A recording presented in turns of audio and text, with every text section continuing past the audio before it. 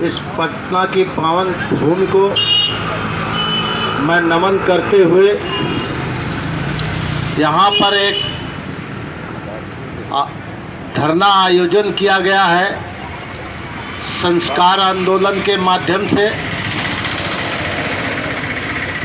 जिनके संयोजक हैं इस मंच पर विराजमान माननीय स्वामी कन्हैया दास जी, जिनको मैं हृदय से उनको प्रणाम करता हूं और उनको नतमस्तक होते हुए मेरा पूरा का पूरा ध्यान कन्हैया जी की बातों पर रहता है।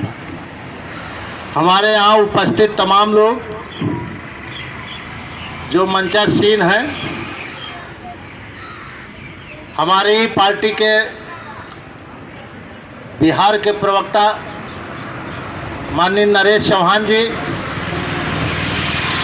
और कभी हमारे साथी कंधे से कंधा मिलाए हुए चला करते थे हिटलर विश्वकर्मा जी। हम लोगों ने कई आंदोलनों में एक साथ भाग लिया है और यहाँ तक कि चक्का जाम करने का भी उत्तर प्रदेश में हम लोगों ने काम किया है, एटा जिले के अंदर। मैं उनका इस भूमि पर हार्दिक अभिनंदन और स्वागत करता हूं। हमारे पास उपस्थित राजेंद्र सिंह जो बांका के हैं, मैं इनको कहीं भी उत्तर प्रदेश में भी बुलाता हूं तो वो बेचारे बड़े बल्कि पैरों के बल चल करके इतनी तेज अवस्था में वहां पर पहुंच जाते हैं हमारे यहाँ कि उनका मैं इस मंच के माध्यम से स्वागत करता हूं। और हमारे कृष्णा भैया हमारे घर पर गए हुए हैं और वो हमारे आदरणीय हैं। उन्होंने हमें लोगों को राजनीतिक की परिभाषाएं सिखाई हैं, लोगों की समाज की सेवा करने का ध्यान आकर्षित करवाया है। मैं कृष्णा जी का बहुत बहुत धन्यवाद और स्वागत करता हूं मित्रों।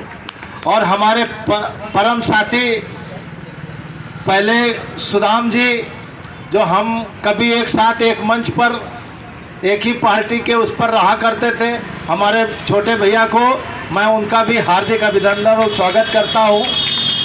आज झारखंड की भूमि से हमारे प्रदेश अध्यक्ष विनोद चौहान जी के माध्यम से मैं आपको अपने शहर के माध्यम से थोड़ी सी बात कहना चाहता हूँ। ज़्यादा बात नहीं कहूँगा, क्यों हमारे प्रवक्ता जी ने बहुत अच्छी बातें बताई, हमारे क्या नाम हिटलर विश्वकर्मा जी ने भी अच्छी बात बताई, और सबसे ज़्यादा ज्ञानी बात तो हमारे स्वामी कन्हैया दास जी बता ही चुके हैं। हमें उस पर सूरज को दीपक जलाने का हमें कोई काम नहीं, लेकिन उस मंच के माध्यम से, एक शहर के माध्यम से दो बातें हम जरूर कहेंगे।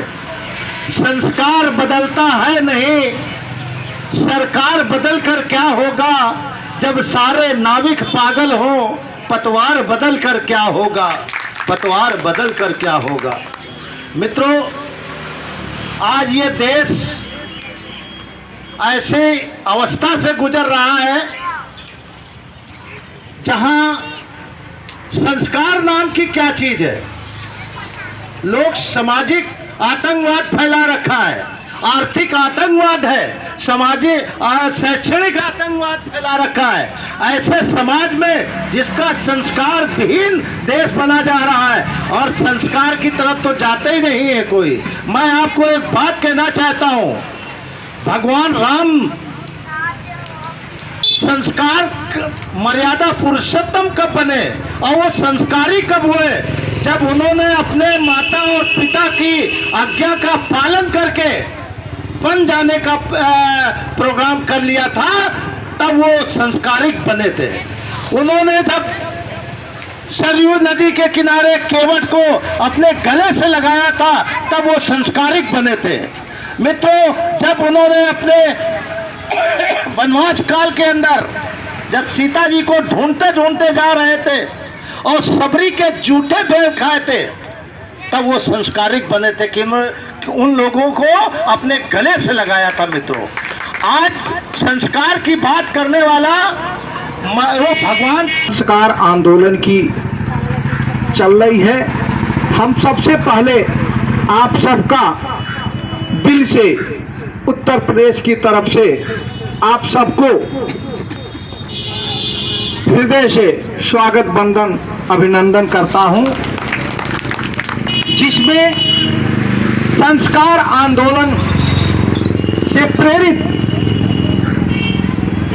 आज बिहार की धरती से आवाज उठ रही है।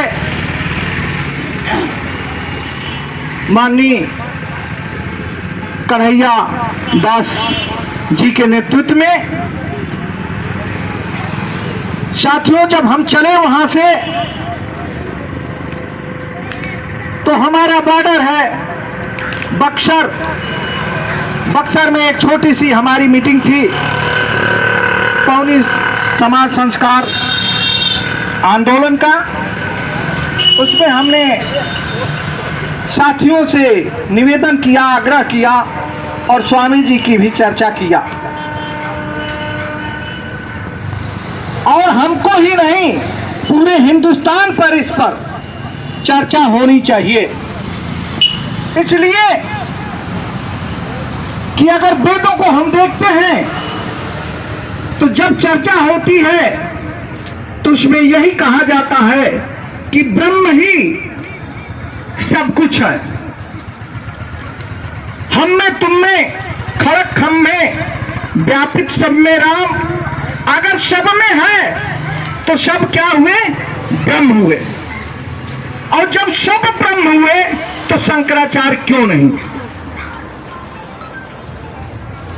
आज चर्चा होती है, 5000 पूर्व हम चलेंगे। जब चर्चा होती है इसकी, अभी संस्कार आंदोलन पर आपको बताना चाहेंगे, जब चर्चा होती है तो ये होता है कि केवल इस धरती पर आया था तो केवल मनु और शत्रुपा, और मनु शत्रुपा के बाद पूरी दुनिया आज कायम है। मनु शत्रुपा के बाद पूरी दुनिया कायम है। और जब पूरी दुनिया कायम मनु शत्रुपा से है तो उसमें भेदभाव कहां से पैदा होता है, हम यह जानना चाहते हैं। लेकिन कुछ लोगों ने कहा कि नहीं, भेदभाव आया कर्म पर। कुछ लोगों ने लिखा, कर्म प्रधान विश्व कर राखा, जो जस करे सो तस फल चाखा। जब उन्होंने इस बात को कहा तो वही कबीर साहब ने 1000 पूर्व में लिखा, पंडित से गधा भला, आन देव से कुत्ता, मोलना से मुर्गा भला, शहर जगावे सुत्ता। जब इस बात की चर्चा कबीर जी ने कहा, कबीर साहब ने कहा कि नहीं, इंसान इंसान होता है, हैवान हैवान होता है, तो लोगों ने मानने के लिए तैयार नहीं हुआ। लेकिन जब कसौटी पर गोरक्षनाथ से लगायत और स्वामी रामानंद जी तक जब कसौटी पर कसा गया तो सब लोगों ने माना कि नहीं, यह ब्रह्म ही ईश्वर है और यह कभी ही ईश्वर हो सकते हैं। लेकिन उस टाइम में कबीर को ईश्वर क्यों नहीं माना गया? कबीर को संत क्यों नहीं माना गया? हम जानना चाहते हैं। इसलिए साथियों, हमने कहा कि जो कबीर ने कहा स्पष्ट रूप से शब्द साखियों में लिखा, उनके जब बीजक को उठाएंगे, उनकी बीजक एक पुस्तक है, जैसे हमारा रामचरितमानस है, उस तरह से उनका एक बीजक है। और बीजक को जब उठाएंगे तो बीजक में वह साखी है कि पंडित से गधा भला, आन देव से कुत्ता, और मोलना से मुर्गा भला, शहर जगावे सुत्ता। यानी उन्होंने एक चेतावनी दिया, और चेतावनी में उन्होंने कहा कि पंडित वो है, विद्वान वो है, पंडित माने विद्वान, विद्वान वो है जो ब्रह्म को जानने का काम करता हो, जो तत्वों को जानने का काम करता हो, जो तत्वों को निखारने का काम करता हो, वही ब्रह्म हो सकता है, नहीं तो कोई ब्रह्म नहीं हो सकता।